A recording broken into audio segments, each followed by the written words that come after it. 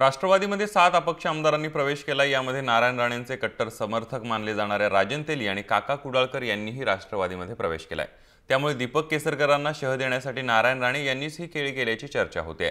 दरम्यान राजन तेली यांच्या राष्ट्रवादी प्रवेशानंतर आमची साडेसाती आज संपली अशी प्रतिक्रिया नितेश राणे यांनी ट्विटरवरून दिली आहे।